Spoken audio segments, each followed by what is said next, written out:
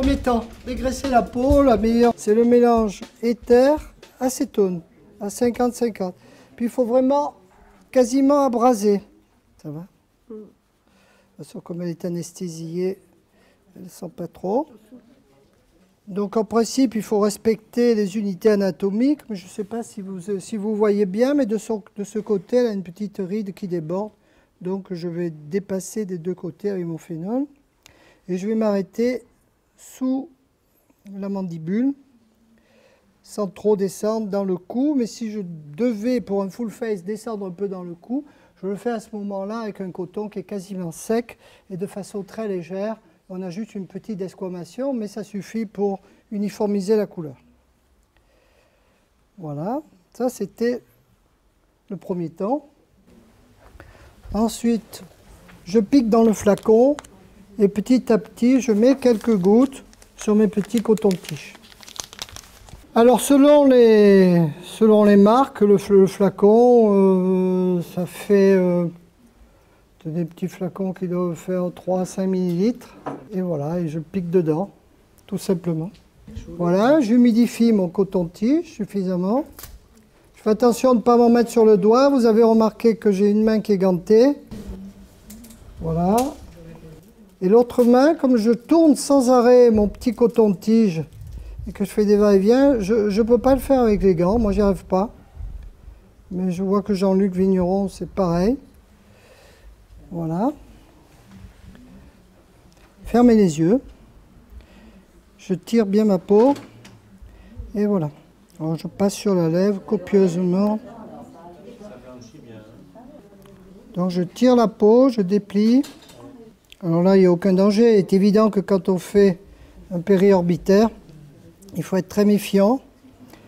Et il faut ne passer sur les paupières que quand le coton est sec, c'est-à-dire qu'on a fait le front, par exemple, et à la fin, je fais la paupière, de façon à ce qu'il n'y ait aucune goutte qui coule.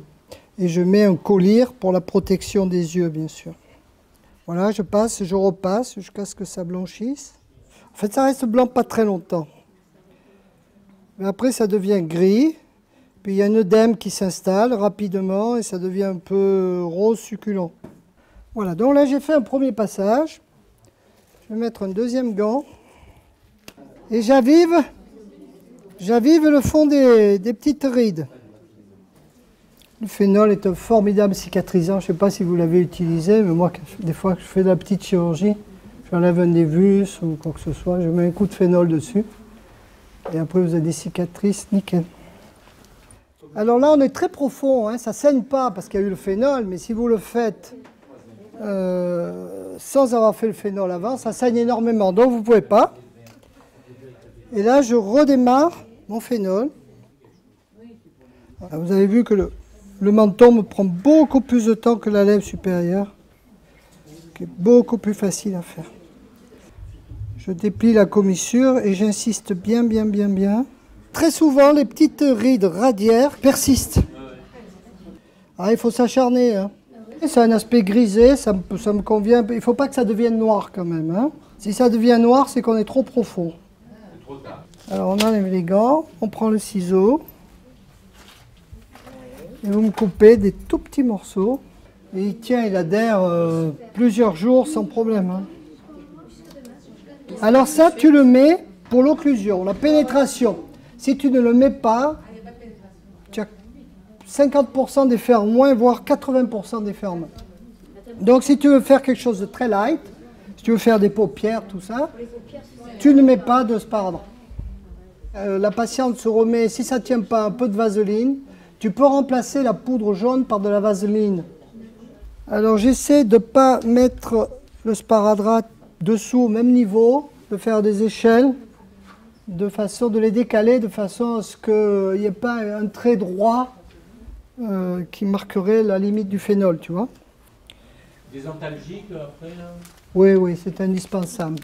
Voilà. Encore. Alors au niveau de la commissure, ça tient toujours très mal. Alors moi, ce que je fais, c'est que je rajoute 2 petites boules de coton. Alors coupez-moi un petit carré là. De façon à assurer l'occlusion. Et vous leur dites, ce qui est très important, c'est qu'elles se mettent de la vaseline dans dans l'espace, dans tous les espaces où ça se décolle, pour assurer l'occlusion. Et encore un petit bout. Ouais. Et c'est fini. Voilà. Donc là, l'idéal serait d'enlever demain à la même heure. Mais elle l'aura peut-être puisque mon assistante ira la voir et s'occupera d'elle.